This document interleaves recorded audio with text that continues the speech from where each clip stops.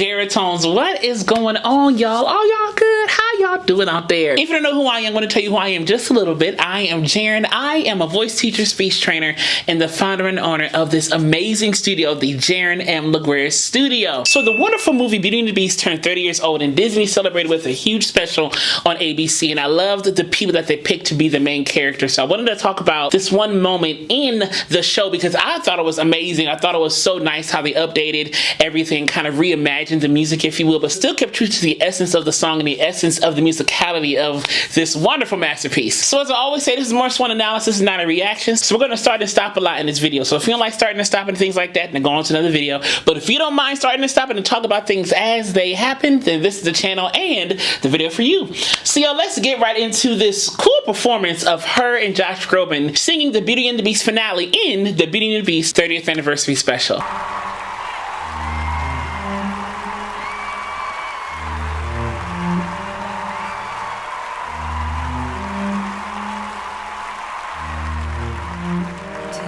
As old as time, true as it can be. I love how H.E.R stayed true to who she was as an artist, even as Belle.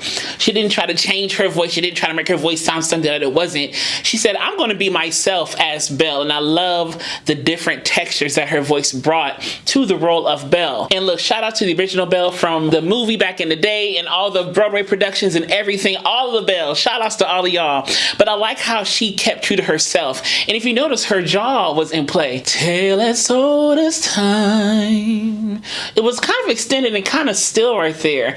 And she kind of sunk to her teeth. True as it can be. So was it true as it can be? True as it can be. So the articulation was closer. Everything was kind of centralized, so to speak. Barely even friends, then somebody bends.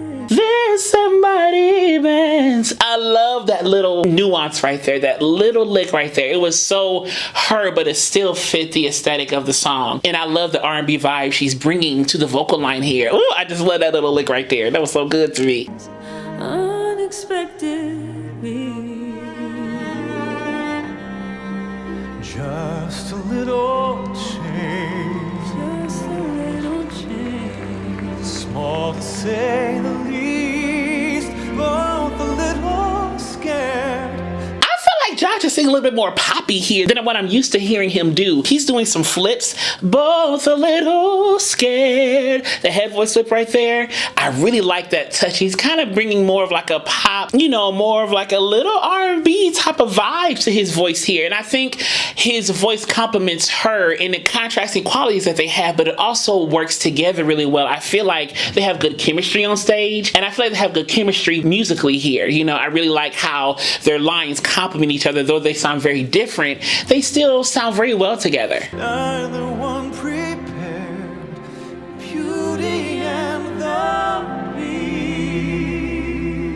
Beast, Ever just the same.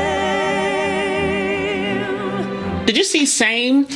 H.E.R had a same, but he had a same. Again, those things are some of the contrasting things that you hear in their voices, how they approach the articulation, how they approach the vocal track shaping. It's different, but it works. I like it. I really like them two together singing this. Ever a surprise. Ever as before. Never just as sure as the sun will rise. She did ever just before, ever just as sure as the sun, but he did ever just before, ever just as sure. So they had two different ways of approaching the R phoneme in sure and before, but it still worked. Again, these contrasting things that they have still work well together as a unit.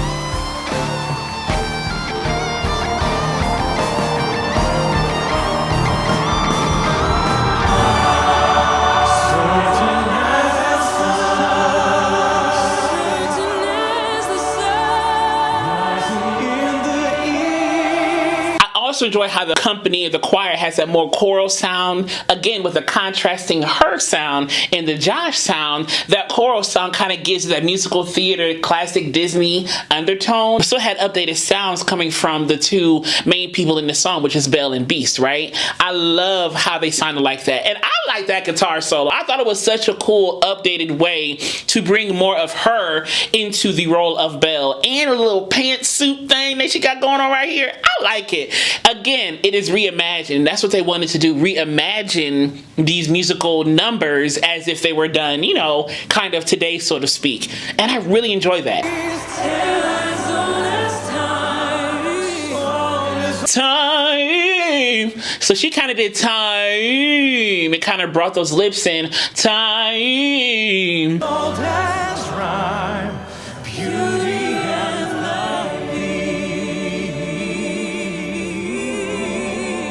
Tale as old as time.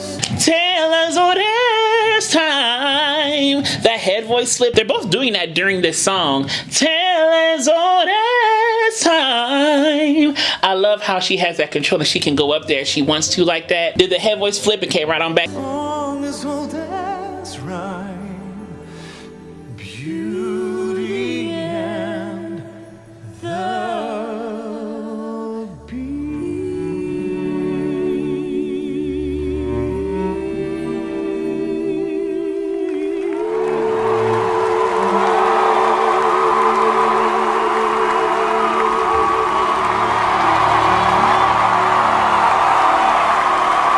If you enjoyed this analysis, click subscribe down below to click the alert button next to it so you know when the next video is posted. And as I will always say to you, be vocally bold, creative, and aware, but most of all, be vocally you. All right, y'all have a wonderful Christmas, happy holidays, and I'll see y'all soon.